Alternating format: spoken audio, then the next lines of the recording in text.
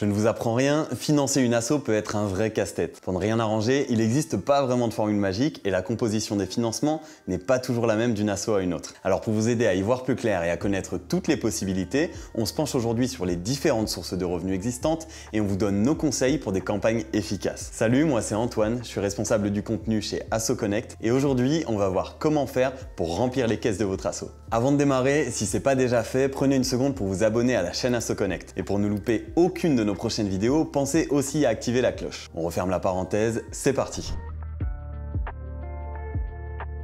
Si depuis quelques années, vous avez le sentiment que les subventions publiques baissent, désolé de vous le dire, mais c'est pas qu'une impression. En 2024, le Conseil économique, social et environnemental a sorti un rapport très intéressant sur l'évolution du modèle de financement des assos. Il en ressort que 42% d'entre elles ont vu diminuer les subventions publiques. Plus inquiétant encore, on y apprend aussi que 62% des assos déclarent ne pas avoir assez de financement pour réaliser leur objet social. C'est important de l'avoir à l'esprit, mais ça veut pas dire que tout est perdu, ni qu'il faut jeter l'éponge, loin de là. Il existe plein de solutions pour diversifier vos sources de financement, parfois même sans avoir à compter sur qui que ce soit d'autre que vous et vos membres. Je détaille ça tout de suite.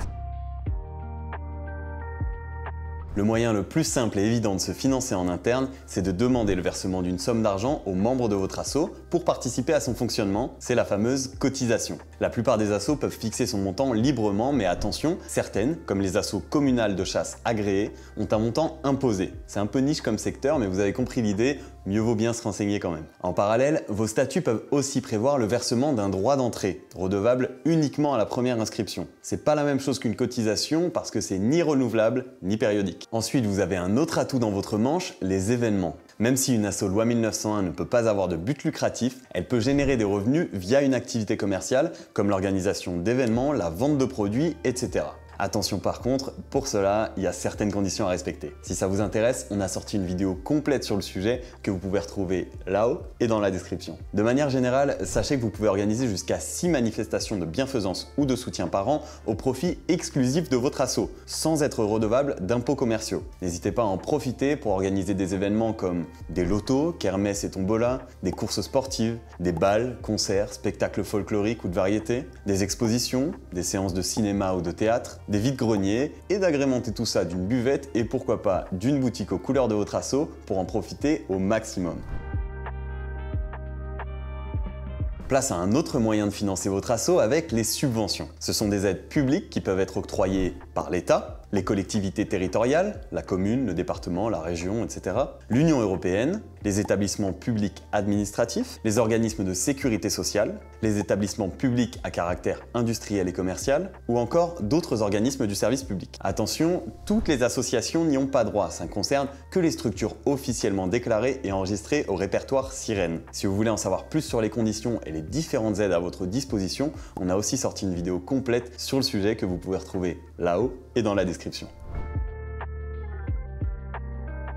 Là, j'espère que vous êtes bien échauffés parce qu'on commence à attaquer les choses sérieuses. Je commence par le plus facile, le financement par les dons. Vous le savez peut-être, toutes les assos déclarées ont le droit de collecter des dons sans autorisation particulière. Petite précision importante, si elles peuvent recevoir des dons, toutes ne peuvent pas émettre de reçu fiscal en échange. Ce dispositif est réservé aux assos d'intérêt général et d'utilité publique. Jusque-là, a priori, rien de compliqué, alors on va corser la chose. Deux autres libéralités sont souvent confondues avec les dons, ce sont les donations et les legs. Dans les deux cas, il s'agit d'une personne qui réalise un don de tout ou partie de ses biens ou droits au profit d'une association ou d'une fondation. La différence, c'est qu'on parle de donation quand une personne le fait de son vivant et de legs quand ça passe par un testament. Ici encore, toutes les assos ne peuvent pas prétendre aux donations et aux legs. Je ne vais pas tout vous préciser, mais si vous voulez aller plus loin, je vous ajoute un article complet sur le sujet dans la description de cette vidéo. Enfin, le développement des outils en ligne a ouvert de très nombreuses possibilités en matière de dons ou encore de financement participatif. Je vous renvoie aussi vers une vidéo dédiée pour creuser le sujet. Mais on commence à avoir pas mal de vidéos en fait, hein. Du coup, j'en profite pour vous rappeler que si vous voulez être prévenu quand on en sort de nouvelles, vous pouvez vous abonner en cliquant juste en dessous là. Voilà, merci. Vous êtes toujours là? Alors on continue.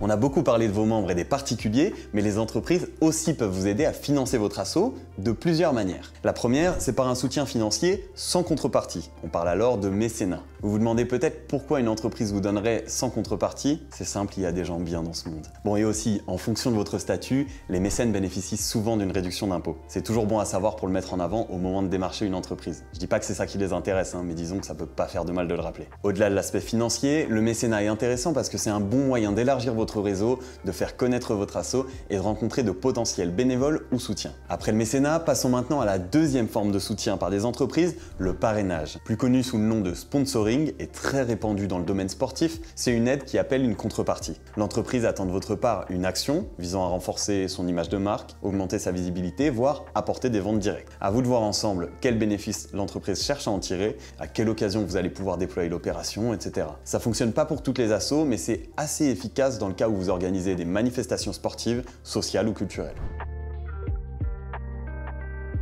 Et oui, les banques peuvent aussi être utiles au financement de votre asso. En plus du traditionnel prêt, du crédit bail ou du crédit relais, il existe d'autres dispositifs un peu plus surprenants comme le prêt entre associations ou encore l'emprunt auprès d'un adhérent. Je ne vais pas dans le détail car les conditions et les produits peuvent changer, mais si ça vous intéresse, le mieux est de vous adresser directement à votre conseiller ou conseillère bancaire pour voir ce qui peut coller à votre projet. Enfin, au-delà des emprunts, il existe aussi des solutions d'épargne qui peuvent être assez intéressantes. Le livret A dispose par exemple d'un plafond beaucoup plus important pour les associations que pour les particuliers. Donc si vous avez des fonds à placer, ça peut être une bonne solution. Vous l'avez compris avec ce sujet, j'ai voulu vous montrer un peu l'éventail des possibilités pour vous permettre de piocher et de composer votre budget. D'ailleurs, si vous avez d'autres idées, n'hésitez pas à nous le dire en commentaire, ça m'intéresse et ça pourra sûrement servir à d'autres assos qui nous regardent. Dans tous les cas, l'idéal c'est évidemment de ne pas mettre tous ses œufs dans le même panier, histoire d'avoir un petit matelas dans le cas où, par exemple, vous perdriez une subvention. Sur ce, nous voilà déjà à la fin de cette vidéo, merci beaucoup de m'avoir suivi jusqu'au bout. Comme d'habitude, si vous avez trouvé ça utile et que vous voulez nous soutenir,